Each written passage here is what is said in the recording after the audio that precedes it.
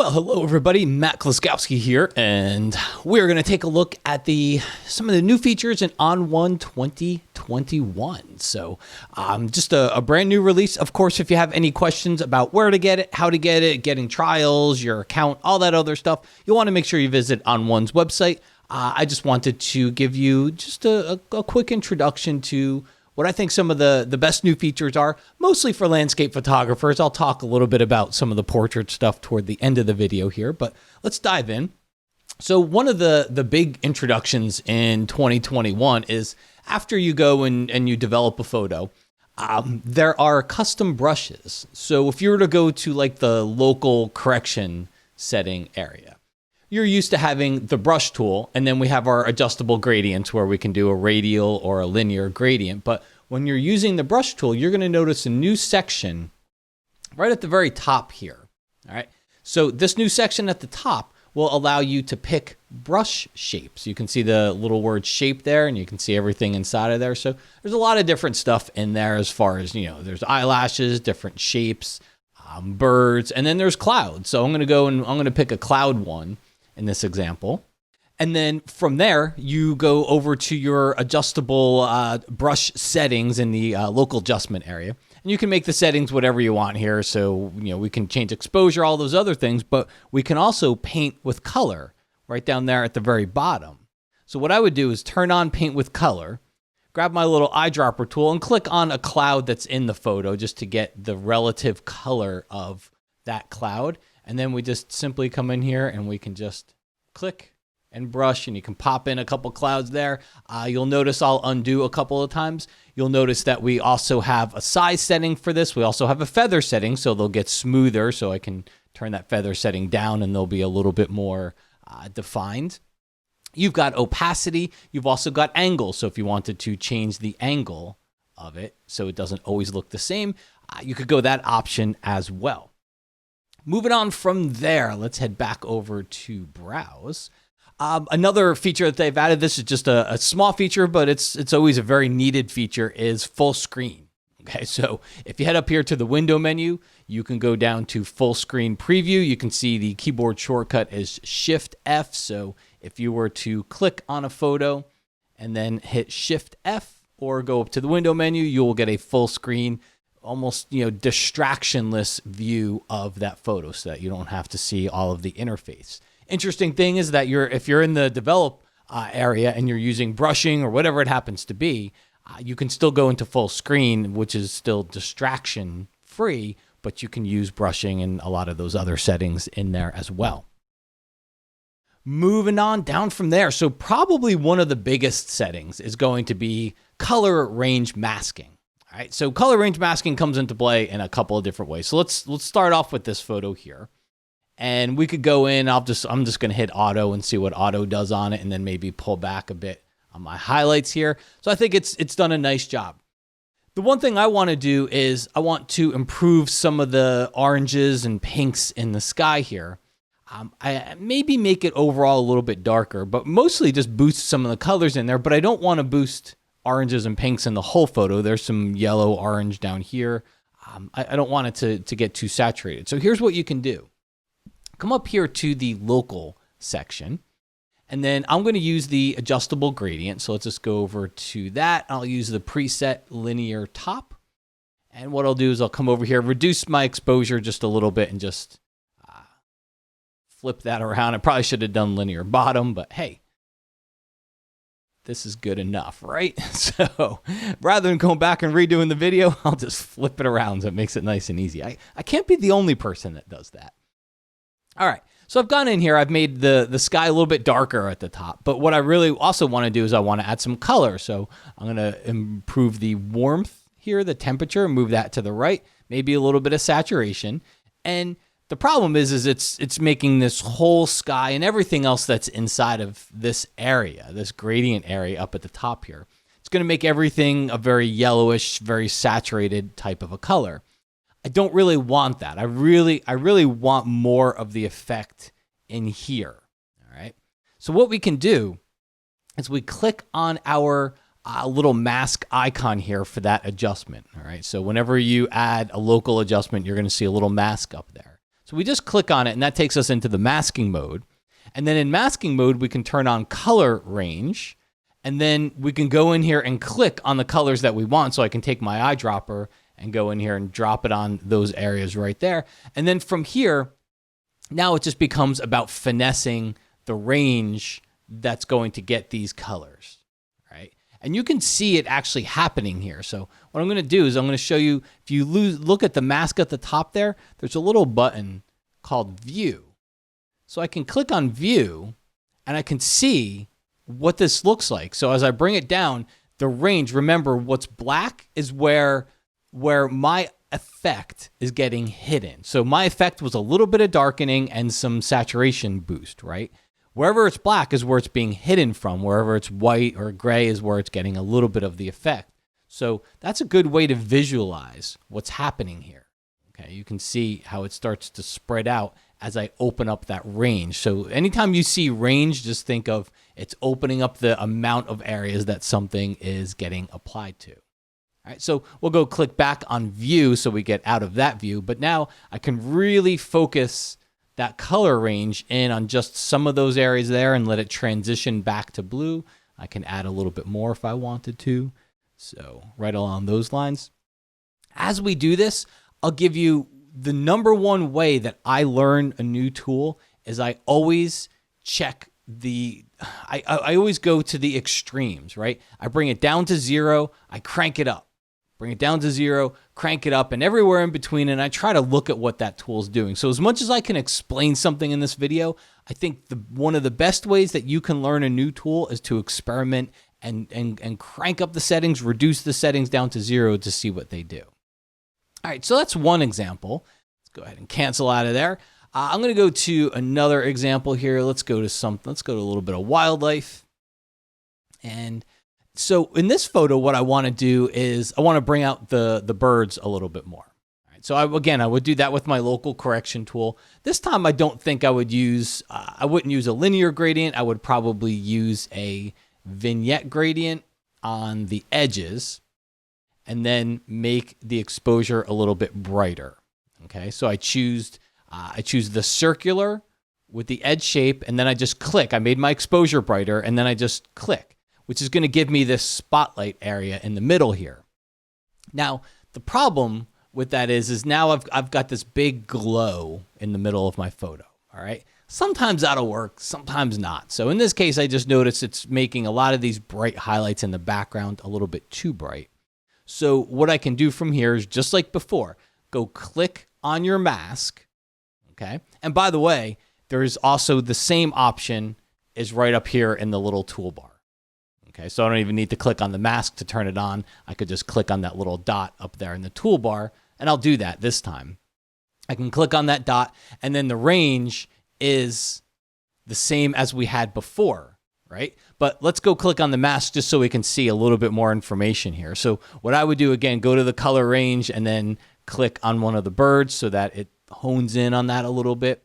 And then from there, I can then move back and forth. So a couple things I might do. I might keep it a little bit brighter and just overall pull back on highlights. Okay, so I just pulled back on my highlight slider. Remember, this is a local adjustment. Not only can we do color range with it, but we can do everything with it. We can still do exposure and highlights and shadows and color and all that stuff. So, but now we're going in here, and now as I move this color range, you can really see, especially when I pull it back, you can start to see it's just affecting the birds for the most part. If I turn it off and then back on, it's still got some areas on the outside. And my suggestion here, and let's go click on that mask again to view it so you can see what's happening here. My suggestion would be you're very rarely going to perfectly get what you want from an auto type of a tool. Okay, they always require, especially when it comes to complex masking, a lot of times they require a little bit of help. Every once in a while, you might have the perfect photo, and I could have gone and found that perfect photo that demoed really well. But rather than do that, what I usually try to do is show you, okay, it's getting me pretty close. There's still a lot of areas in the background that are white, meaning they're getting the adjustment and I don't want them to. So what we can do here is, remember, it's a mask, right? So far I've used a linear gradient on it, but there's nothing saying I can't go back to the brush tool and then go over here and let's just take my shape back to just a circle.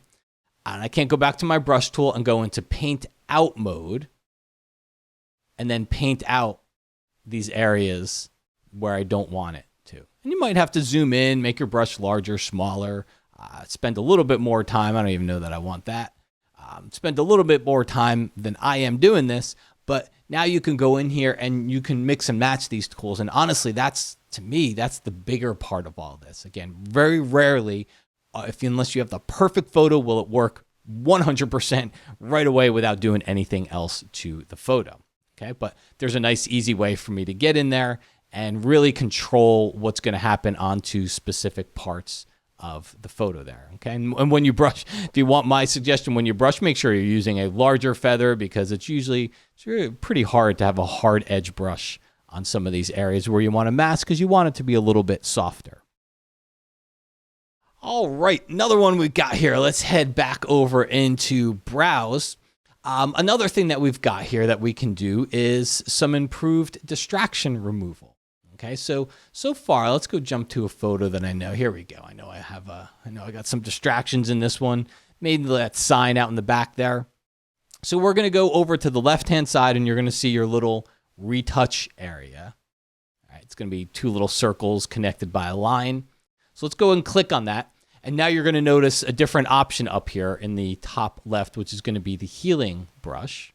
Okay, you still have all your other tools over here as well, but now we've got this healing brush. And what I could do is just go and paint on an area. And the big key to this is that if it doesn't pick an area that you liked, you can move it. And this is new, okay? We haven't been able to do that. All right. So what I found is sometimes, when I went to fix something, it might pick the wrong area to heal it with. So you can just come over here and move that area. They're still doing a lot of blending and melding and everything. It's not a one-for-one clone from one section to another section there.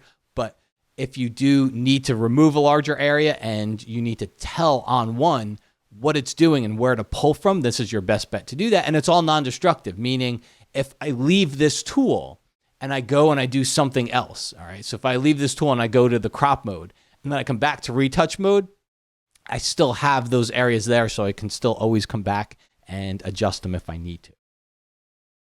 From there, let's go check out. So we're going to go back to Browse because this is where you're going to find this feature. And this is going to be this little light bulb icon over on the far left side. It's called Smart Organize. Okay, so this is going to be a Browse-based feature. You're not going to find it in your develop mode. But in Smart Organize, they've got a couple of things in here. They've got find duplicate photos. Find photos with similar appearance, save time, and same place. So same time, same place, similar appearance, duplicate photos. Let's click on duplicate. Let's click find and see if I have any duplicates in this folder. And you can see that I do. All right, so it's finding some duplicate photos inside of there. Again, I'll hit done on that one, but you can always come back in here. There's similar appearance, so it'll find photos with similar appearance, which what you're thinking, why would you use that? Well, maybe because, we often all do the same thing, right? When we go to a location, we take a photo, but we don't typically take one. It's like we feel like we've got to take 100 of the same thing.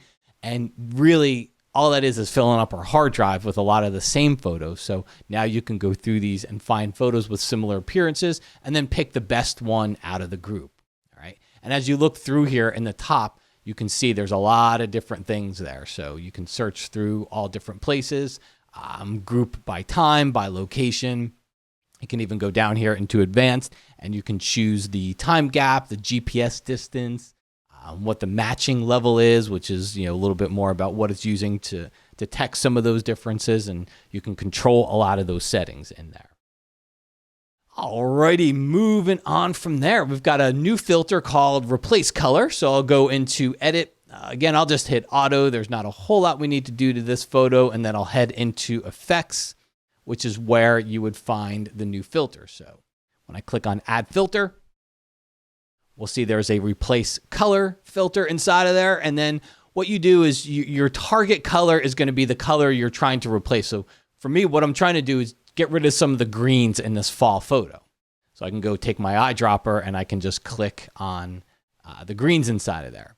So that's my target color. And now you have a range slider which says, well, how close do you want to stick to your target color? Do you want to extend it out, or do you want to keep it pretty close? And then you've got an amount slider. So I can pull it back. It's almost like opacity. It's not going to stick to the target color much. As I do that, it adds more of the color. And then down here, you've got your color. All right. So again, think of this as the opacity. Once I find a range that I want to replace and I choose a color down here at the bottom, this is more like opacity. And then I go down here and I just find the color that I want. So I can change the hue, the saturation, the brightness of those colors to replace. So now when I turn it off, you'll see it's kind of taken the greens and it's leaned them a little bit more toward an orangey red yellowish type of a color rather than green, which again, with fall colors, we don't typically associate too many greens with them. So while I'll leave it to, if I got some oranges and reds, great. If I have some greens, I'll usually try to push them a little bit more toward one of those fall colors inside of it. And just like every other filter, don't forget you have masking. All right, you've got your little masking option up here that you can click on. You can use all of your masking tools. So if it's replacing the color in a part of the photo you don't want it to, you can always go in here and adjust the mask to show and hide that. All right, moving on down the line here. Let's head back over to Browse and we'll go over, I've got a folder full of some of my bird photography. We also have a slideshow feature that got introduced into 2021. So if you head up here to the window menu, you can go down to quick slideshow. You could choose the duration. You can choose a little transition fade in there. I can't start the slideshow yet because I only have one photo selected. So I would need to go in here and shift click to select a bunch of photos. Once I do that, now I can come up to the window menu and start the slideshow, and you'll see it'll start running through my photos, and every 3 seconds, it will nicely transition to the next photo. So I'm a big proponent of presentation matters. A lot of people think of this as a client feature, that you would only, you'd only do slideshows if you have clients and whatnot. But for me, even when it's friends and family that are looking at my photos, I make everybody close their eyes, come up to my computer, I black out everything, and then I start whatever photos that I'm going to show. So again, I'm a big proponent of presentation matters. Okay, let's take a look at the last thing here, which is going to be a little bit of portrait retouching. So we'll head over into edit mode. The introduction of portrait AI is new to ON1 2021. So we'll go ahead and click on Portrait AI. What it's going to do is it's automatically going to find the faces, and one of the big improvements is it's actually finding the eyes and the mouth. So anybody that used a previous version of ON1's portrait technology, you had to go in and identify the eyes and the mouth. Now it's automatically done that, okay? And then from here, it's got a bunch of different presets that you can use. And I would suggest starting with that, right? If you go under style, you can see in here, you can see skin eyes subtle. I'm going to just do skin eye strong, but it's nice because you don't have to actually even apply it. You can just hover over and you can see a quick preview here. Let me hit Command or Control plus to zoom in. Get this into the middle. It might be a little bit easier to see between those two. There you go. Okay. So now I can just hover over these presets and I'm able to see what's going on inside there. Of course, you got all of your settings over here. There's new settings when it comes to editing portraits. So again, you don't have to make your own selections, and you've got extra settings in, how you want to edit, whether it's the face, whether it's the eyes, whether it's the mouth. And then you can always, if you're finding that the automatic detection didn't do as well, you can always go in and you can manually do it with the mouth and the eye tools that we have over here. You can see I can even change eye shapes, all those fun things. And then the last part that I'll show you here is if I enable the film strip view, so now I can see multiple photos at the bottom, what I can do is I can shift click on other photos. So you might see someone demonstrate and say, you can edit a batch of photos at once. Well, whatever changes I made to that photo, I can go down to my film strip. If I've got other portrait photos inside of there, I can shift click on them and then I can choose sync, and it will automatically go and it'll sync all of those changes from here to those other photos. And the difference is that it's actually going to the other photo and it's detecting the eyes and the mouth and everything inside there. So it's not using the same eyes and mouth and settings from the previous one. It actually will detect the eyes and the mouth from the new photos so that you don't have to go in there and do it every single time, which is a big time saving factor if you are a portrait photographer. I know that a lot of people on the, especially with the whole AI craze that we're going through right now, it's ruining photography. Everybody's photos are going to look the same and all that stuff. It is 100% untrue. Especially when it comes to portrait retouching. Your style is not made in whitening eyes and smoothing skin. Your style is made both in camera and with some of the color and settings that you do afterwards. Portrait retouching is grunt production work. So any portrait photographer, all this is doing is just making the process faster for you, which should be a very welcomed addition to any portrait photographer's workflow. So guys, I hope you enjoyed the video. Thanks so much for stopping by. As I mentioned earlier, if you've got any questions about ON1 2021, how to get it, where to get it, how to download it, make sure you swing by ON1's website. And if you want to find out more about me, my courses and presets and tutorials and training, you can swing by mattkay.com.